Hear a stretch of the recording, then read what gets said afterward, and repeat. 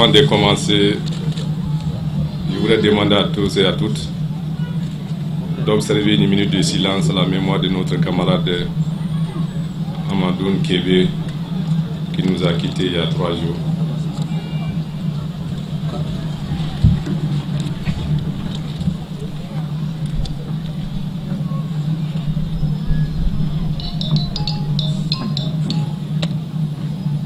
Je vous remercie. Madame le ministre du Travail et de la Fonction publique, chargée des relations avec les institutions, Messieurs les présidents des institutions, Madame, Messieurs les membres du gouvernement, Monsieur le président du Conseil national du patronat, Mesdames, Messieurs les directeurs généraux nationaux, Mesdames et Messieurs, à vos rangs, grades et qualités, tout protocole observé, camarades travailleurs.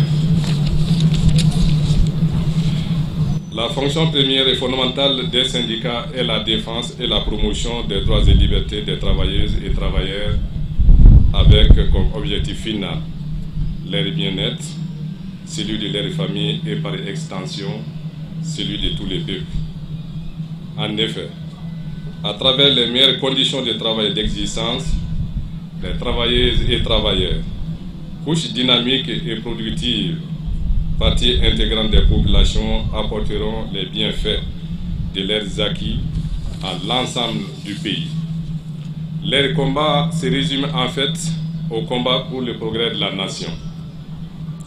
Il est quasi impossible de poser la problématique du développement social durable sans la prendre en compte, la résultante de la situation économique qui est inséparable des lignes caractéristiques de la politique. Nous ne pouvons donc pas aborder la question syndicale dans les pays comme phénomène isolé. La fête du travail incitera à aborder délibérément les données du monde du travail. L'année 2016-2017 s'est révélée une année éprouvante au plan social et politique. La question du Nord, les élections tenues dans des conditions délicates, la difficile question des autorités intérimaires sur une partie du territoire et l'ombre des élections de 2018 qui se profilent avec en arrière-plan les menaces terroristes. Au plan économique, l'économie des marchés en tant que modèle unique écrase les sentiments et réflexes de solidarité africaine et républicaine, des morales, des vertus prêchées depuis des décennies et refoule dans l'oubli les valeurs authentiquement africaines de l'existence.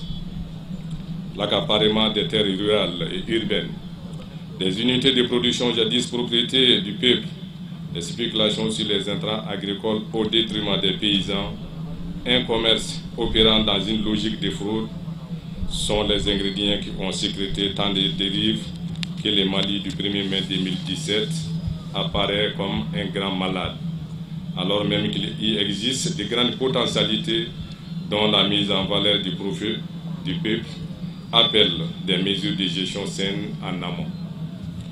L'analyse de la situation nationale est la trame de notre intervention en ce jour du 1er mai 2017. Faire la politique de l'autruche ne convient donc plus. Il y a des problèmes lorsque des problèmes se densifient. Les citoyens, au-delà des amitiés passées et présentes, au-delà des parentés dans leur diversité, au-delà des intérêts individuels, corporatistes, catégoriels, doivent pouvoir se regarder en face, fustiger les mauvais comportements dans les domaines et qui, hélas, plongent le Mali chaque jour davantage dans les abysses avec tout ce que cela comporte comme humiliation, comme misère populaire. Le contexte de crise hypothéquant les rêves de grandeur et de prospérité du peuple n'est pas loin s'en faut une chimère si la volonté de se ressaisir, quitte à briser les ambitions saugrenues, habite les filles et les fils de la nation. Il nous faut un autre échafaudage politique, car celui installé dans l'après-26 mars a vite montré ses limites. Incapable d'assurer un avenir radieux à l'ensemble du peuple, les refuser et s'accrocher obstinément à des textes sans efficience sur nos réalités relève du dogmatisme, du fétichisme pour préserver des privilèges, des avantages inavoués.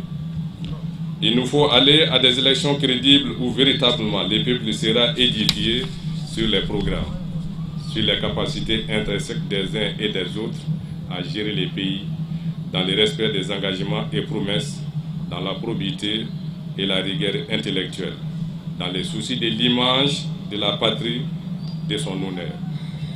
Il nous faut reconstituer les embryons de développement industriel que nous a légué la Première République afin de nous propulser dans l'avenir, de faire agir notre génie national, aujourd'hui brimé, altéré, et sortir par conséquent du statut de marché de consommation.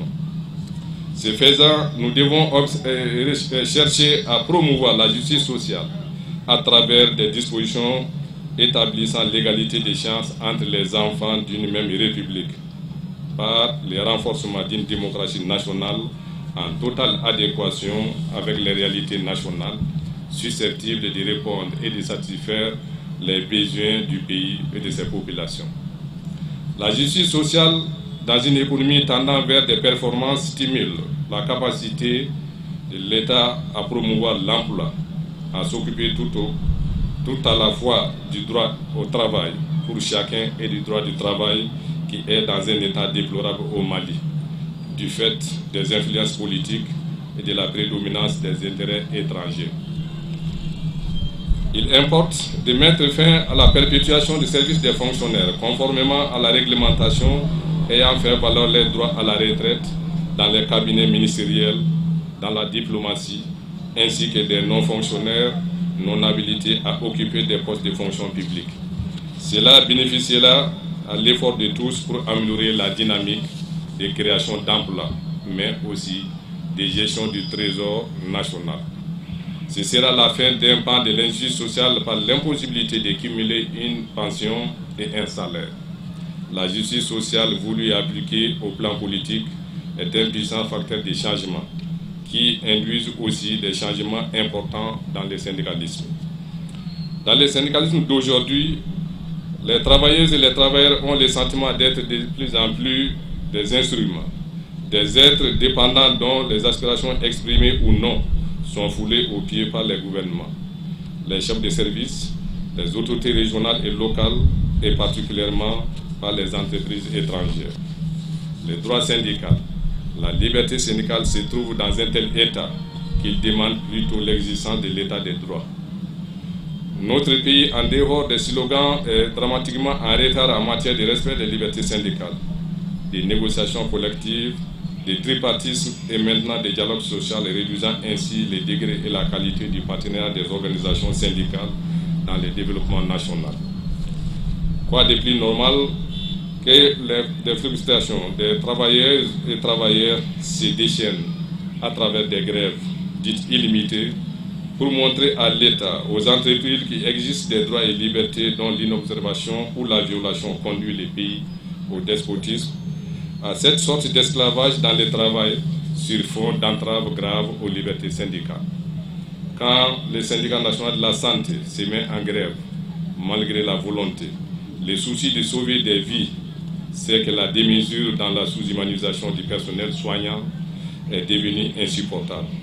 Cependant, des centaines de millions, voire des milliards de deniers publics sont gaspillés. Il faut plus de contrôle fiscal, financier sur les flux et reflux des capitaux qui très souvent lessivent les pays au profit de l'extérieur. Quand les professeurs, l'ensemble du corps enseignant décrètent une suspension de travail et revendiquant une école égale pour tous, dénoncent la commercialisation des services d'éducation, c'est qu'il y a une violation intolérable d'un droit fondamental de tout homme, le droit à l'éducation, au savoir, à l'école gratuite, mais pas au rabais avec des enseignants déconsidérés. Le patriotisme à flair de peau des enseignants ne peut s'accommoder de l'instauration insidieuse des frais d'écolage. Une grève illimitée est vite décrétée et on peut les comprendre. Mais quand les grèves illimitées comportent l'avenir, compromettent, l'avenir du pays, déjà handicapé par l'alphabétisme, quand des grèves jettent dans les rues des milliers et des milliers de jeunes filles et de garçons, elles deviennent des fabriques de délinquance, du banditisme, soit le contraire de tout ce que les enseignants réclament. L'augmentation de la population s'accompagnera de plus de professeurs, de maîtres, de plus d'écoles et de classes. Il nous faut, en revendiquant, penser à l'avenir du pays. La solution à la question syndicale n'est ni un antisyndicalisme primaire, ni la tendance à ignorer la réalité du syndicalisme. Elle se trouve dans l'acceptation et le respect des organisations syndicales dans tous leurs rôles, leurs missions. L'UNTM impute la responsabilité des troubles sociaux qui tendent et rendent bancales nos entreprises à l'absence de négociations collectives, à l'impossibilité de conclure des accords d'établissement, au manque de dialogue social bien codifié sous les prétextes du libéralisme. Certes, il faut rendre les entreprises compétitives, mais aussi il faut faire une juste redistribution des bénéfices de manière à respecter la dignité des travailleurs. Quand l'UNTM opte pour la grève, c'est que le travail ne nourrit plus son pratiquant. C'est que le fossé social s'élargit de plus en plus. C'est que l'injustice sociale dépasse toutes les limites admissibles. Nos prochaines revendications devraient sortir le Mali des profondeurs du classement des bas salaires dans l'UEMOA et la CEDEAO. Il nous faut faire table rase de la politique actuelle des revenus et des salaires, établir plus d'équilibre entre les corps et les catégories et pour les départs à la retraite. Les distorsions et disparités existantes dans ces domaines sont anti-républicaines. Les programmes et projets de développement national n'intégrant pas la justice sociale comme fondement, but et moyen sont des leurres car ils s'exécuteront sans l'égalité des chances entre les fils du pays à l'emploi et à la promotion.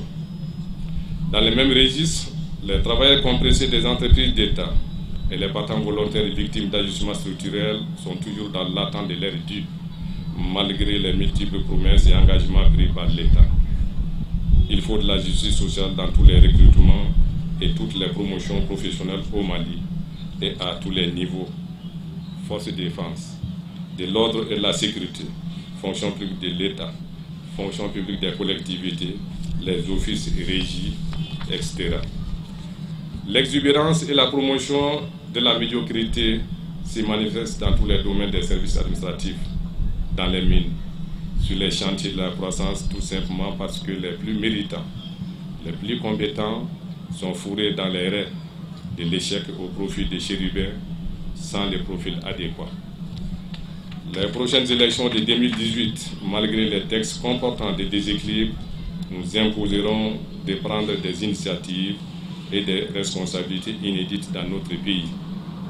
Et il va de l'avenir du Mali, notre seule patrie, qui est au-dessus de tout et de tous.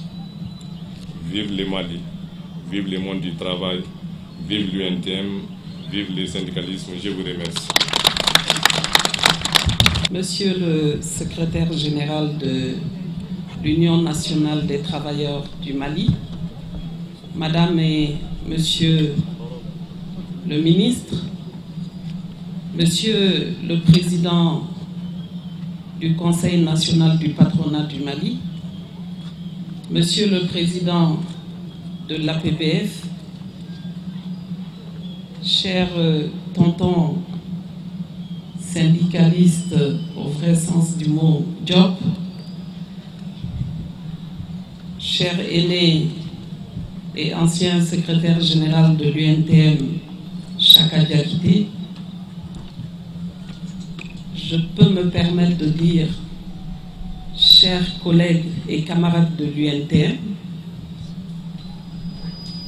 l'honneur me revient encore une fois, en des circonstances assez tristes, parce que comme l'a dit le secrétaire général, nous avons perdu une des éminentes personnalités de la CSTM au cours d'une mission sous notre responsabilité à Alger. Et il me plaît ici de formuler mes sincères condoléances à l'endroit du monde syndical. Et depuis que ce décès a eu lieu, nous nous sommes rendus compte en réalité que nous ne faisons qu'un. Et c'est ce que nous devons être, en dépit de nos ambitions, en dépit de nos revendications, en dépit de nos positions et de nos statuts. Et c'est cela qui s'est passé de mercredi jusqu'à aujourd'hui. Oui, nous aussi nous sommes en deuil, parce que vous le savez autant bien que moi que M. Boubacar Amadou Kébé n'était pas un syndicaliste seulement, c'était un administrateur civil de classe exceptionnelle qui était affecté à mon département et qui travaillait depuis de nombreuses années. Il s'agit bien du ministre Boubacar Amadou Kébé, qui fut aussi ministre de la Culture pendant la transition. Nous allons prier Dieu qu'il l'accueille en son paradis. Monsieur le secrétaire général de l'UNTM, il me plaît aujourd'hui de vous adresser quelques propos. Bien vrai que le discours n'était pas prévu, comme d'habitude, pour vous adresser nos vives félicitations à l'occasion de cette fête, traditionnelle fête et une fête internationale du travail. Le monde du travail, nous en sommes tous, gouvernement, patronat et bien sûr les travailleurs. Donc bonne fête à tout le monde. Je voudrais par la même occasion rappeler vos attributions. Il s'agit bien de la promotion et de la défense des droits des travailleurs. Et cette activité doit passer par un dialogue franc, un dialogue objectif, un dialogue nécessaire. Parce que aujourd'hui, quelle que soit la profondeur de la crise, seul le dialogue prévaut partout dans le monde, dans toutes les situations. Vous et nous avons en charge à ce titre la promotion du dialogue social. Le dialogue social, il est étendu, mais vous venez de prouver dans votre discours que ce dialogue social couvre énormément de domaines. Les domaines sociaux, les domaines économiques, les domaines politiques, tout ça fait partie du social. Monsieur le secrétaire général, je pense que nous avons entendu assez de discours sur la crise du Mali. Nous avons entendu tous ensemble, depuis des années, assez de propos sur notre sort. Il est grand temps que nous sortions de cela. Il est grand temps que nous prenions notre destin en main. Parce qu'il ne sert à rien de s'appesantir sur son sort. Il faut agir dans tous les domaines. Plus spécifiquement, le Mali a traversé la crise, c'est vrai, une crise multidimensionnelle. Mais dans votre domaine, il est grand temps que le gouvernement et les syndicats œuvrent à l'intérêt général des travailleurs et travailleuses du Mali. Il est grand temps que nous fassions du dialogue social un exercice éminemment intellectuelle et technique en toute objectivité. Aborder les problèmes sans passion, sans démagogie et en toute objectivité pour l'intérêt de nous tous. C'est vrai, on a l'habitude de dire le gouvernement, mais le gouvernement n'est rien d'autre que vous et nous. Le gouvernement, ce sont les populations, c'est l'administration, c'est la société civile, ce sont tous les Maliens qui constituent le gouvernement du Mali, car nous sommes dans une république démocratique, un état de droit. Et ceci est une réalité. Le Mali est le pays dans lequel tout est permis. Tout, en termes d'exercice démocratique, en termes de revendication, en termes de droit, tout est permis. C'est pour cela aussi que nous avons notre spécificité en termes de stabilité sociale.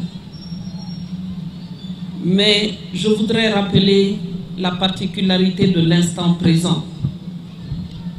Il nous faut veiller à l'équilibre de ce pays, et tous ensemble.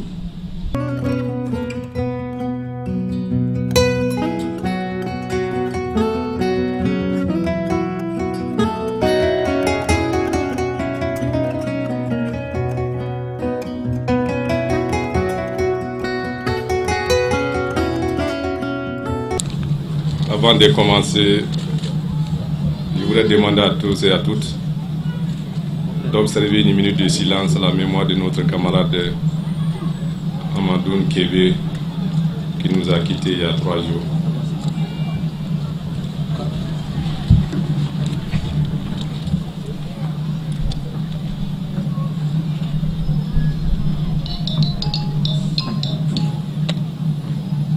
Je vous remercie. Madame le ministre du Travail et de la Fonction publique, chargée des relations avec les institutions, Messieurs les présidents des institutions, Madame, Messieurs les membres du gouvernement, Monsieur le président du Conseil national du patronat, Mesdames, Messieurs les directeurs généraux nationaux, Mesdames et Messieurs, à vos rangs, grades et qualités, tout protocole observé, camarades travailleurs. La fonction première et fondamentale des syndicats est la défense et la promotion des droits et libertés des travailleuses et travailleurs avec comme objectif final leur bien-être, celui de leur famille et par extension celui de tous les peuples. En effet, à travers les meilleures conditions de travail et d'existence, les travailleuses et travailleurs, couches dynamiques et productives, partie intégrante des populations, apporteront les bienfaits de leurs acquis à l'ensemble du pays.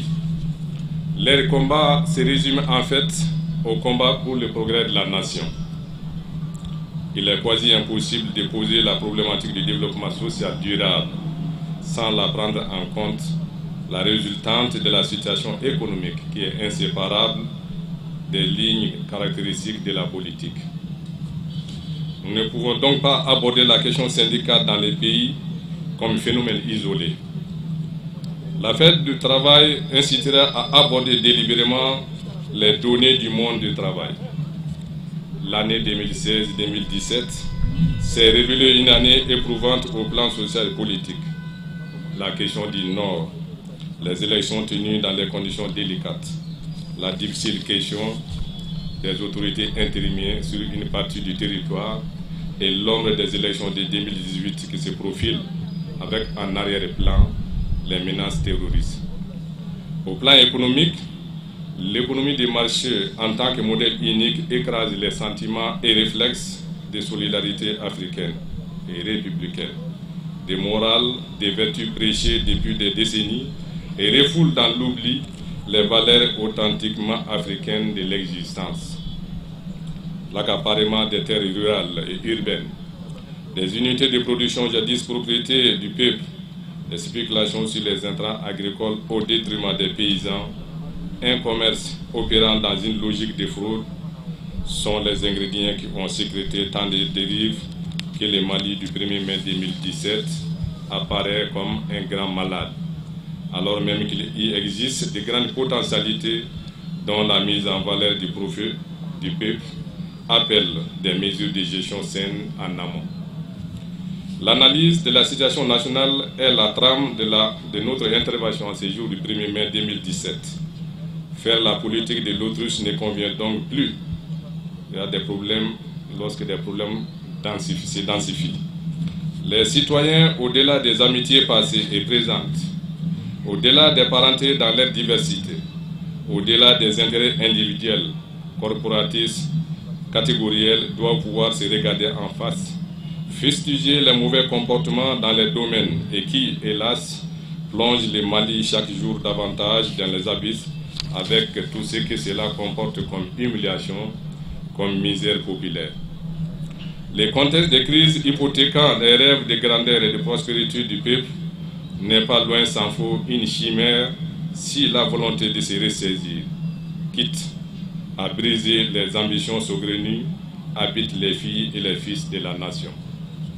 Il nous faut un autre échafaudage politique, car celui installé dans l'après-26 mars a vite montré ses limites.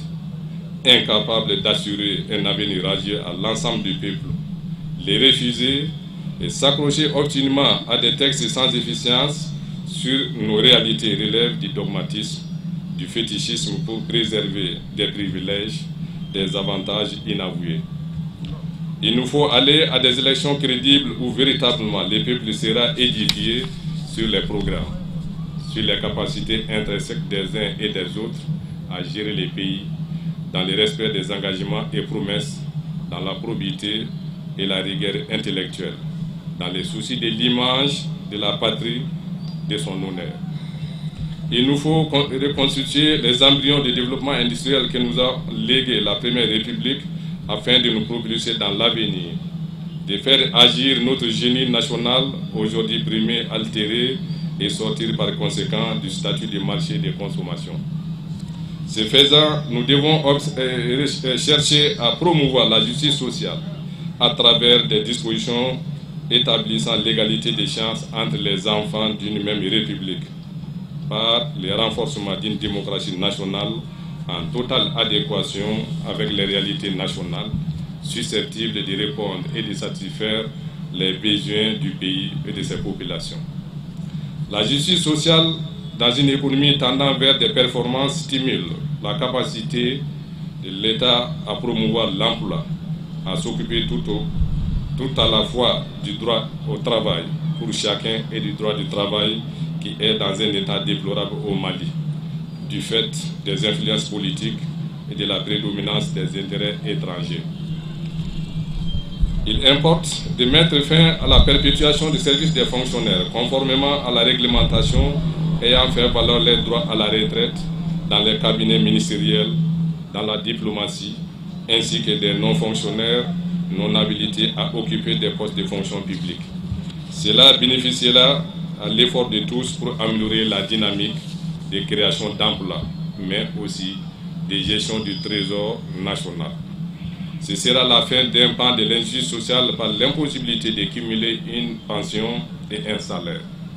La justice sociale voulue et appliquée au plan politique est un puissant facteur de changement qui induisent aussi des changements importants dans le syndicalisme. Dans le syndicalisme d'aujourd'hui, les travailleuses et les travailleurs ont le sentiment d'être de plus en plus des instruments, des êtres dépendants dont les aspirations exprimées ou non sont foulées aux pieds par les gouvernements, les chefs de service, les autorités régionales et locales et particulièrement par les entreprises étrangères. Les droits syndicaux, la liberté syndicale se trouve dans un tel état qu'il demande plutôt l'existence de l'état des droits. Notre pays, en dehors des slogans, est dramatiquement en retard en matière de respect des libertés syndicales, des négociations collectives, des tripartismes et maintenant des dialogues sociaux, réduisant ainsi les degrés et la qualité du partenariat des organisations syndicales dans le développement national. Quoi de plus normal que les frustrations des travailleuses et travailleurs se déchaînent à travers des grèves dites illimitées pour montrer à l'État, aux entreprises qui existent des droits et libertés dont l'inobservation ou la violation conduit les pays au despotisme, à cette sorte d'esclavage dans le travail sur fond d'entraves graves aux libertés syndicales. Quand le syndicat national de la santé se met en grève, malgré la volonté, le souci de sauver des vies, c'est que la démesure dans la sous-humanisation du personnel soignant est devenue insupportable. Cependant, des centaines de millions, voire des milliards de deniers publics sont gaspillés. Il faut plus de contrôle fiscal, financier sur les flux et reflux des capitaux qui très souvent lessivent les pays au profit de l'extérieur. Quand les professeurs, l'ensemble des corps enseignants décrètent une suspension de travail et revendiquant une école égale pour tous, dénoncent la commercialisation des services d'éducation, c'est qu'il y a une violation intolérable d'un droit fondamental de tout homme, le droit à l'éducation, au savoir, à l'école gratuite, mais pas au rabais avec des enseignants déconsidérés. Le patriotisme à flair de peau des enseignants ne peut s'accommoder de l'instauration insidieuse des frais d'écolage. Une grève illimitée est vite décrétée et on peut les comprendre. Mais quand les grèves illimitées comportent l'avenir, compromettent, l'avenir du pays, déjà handicapé par l'alphabétisme, quand des grèves jettent dans les rues des milliers et des milliers de jeunes filles et de garçons, elles deviennent des fabriques de délinquance, du banditisme, soit les contraires de tout ce que les enseignants réclament. L'augmentation de la population s'accompagnera de plus de professeurs, de maîtres, de plus d'écoles et de classes. Il nous faut, en revendiquant, penser à l'avenir du pays. La solution à la question syndicale n'est ni un antisyndicalisme primaire, ni la tendance à ignorer la réalité du syndicalisme. Elle se trouve dans l'acceptation et le respect des organisations syndicales dans tous leurs rôles, leurs missions. L'UNTM impute la responsabilité des troubles sociaux qui tendent et rendent bancales nos entreprises à l'absence de négociations collectives, à l'impossibilité de conclure des accords d'établissement, au manque de dialogue social bien codifié sous les prétextes du libéralisme. Certes, il faut rendre les entreprises compétitives, mais aussi il faut faire une juste redistribution des bénéfices de manière à respecter la dignité des travailleurs.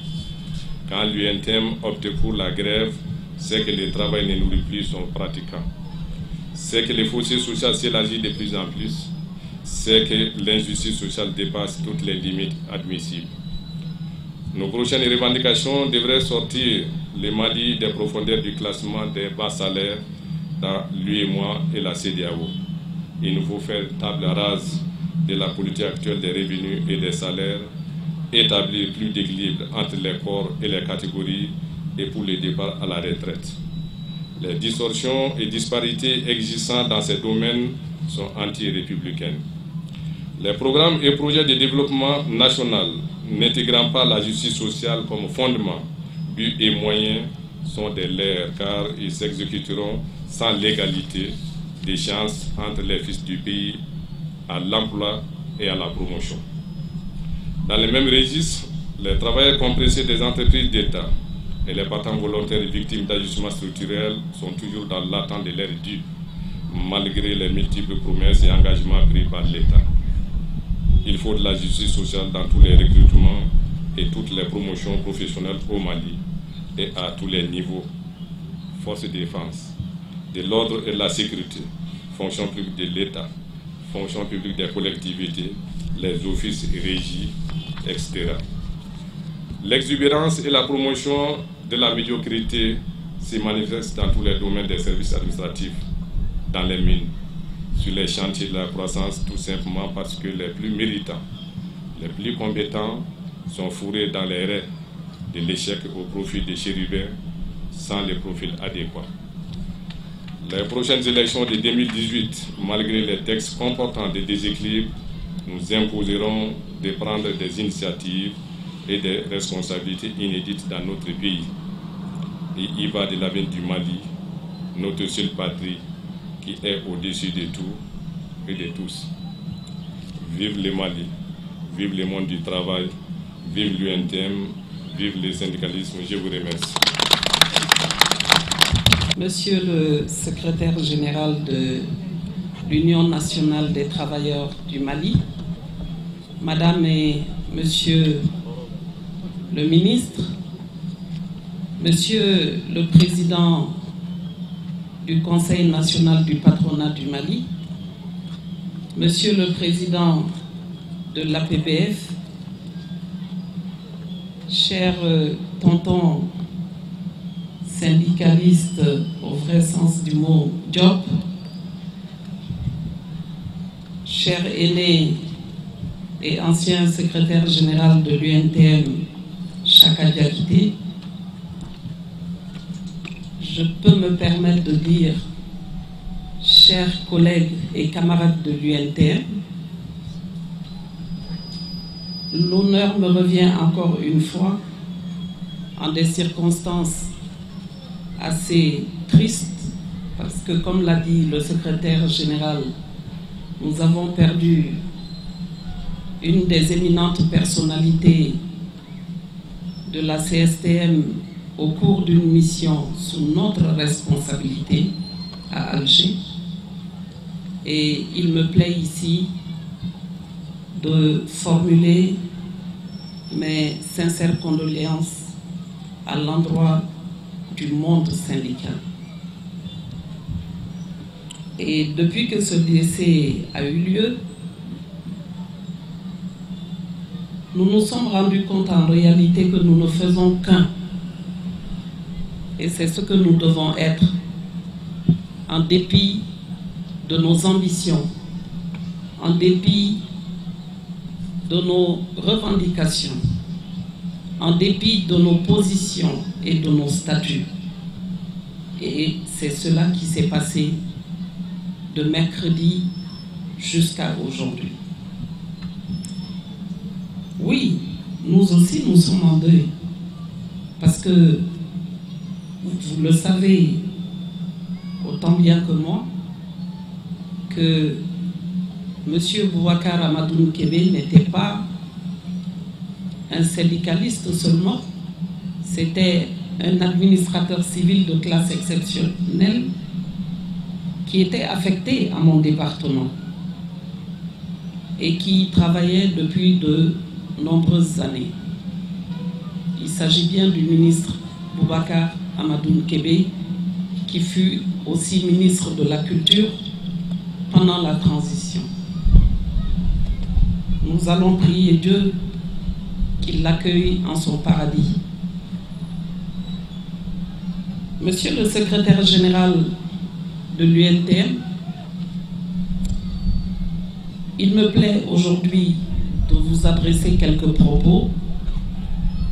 Bien vrai que le discours n'était pas prévu, comme d'habitude, pour vous adresser nos vives félicitations à l'occasion de cette fête, traditionnelle fête et une fête internationale du travail. Le monde du travail, nous en sommes tous, gouvernement, patronat et bien sûr les travailleurs. Donc bonne fête à tout le monde. Je voudrais par la même occasion rappeler vos attributions. Il s'agit bien de la promotion et de la défense des droits des travailleurs. Et cette activité doit passer par un dialogue franc, un dialogue objectif, un dialogue nécessaire. Parce qu'aujourd'hui, quelle que soit la profondeur de la crise, seul le dialogue prévaut partout dans le monde, dans toutes les situations. Vous et nous avons en charge à ce titre la promotion du dialogue social.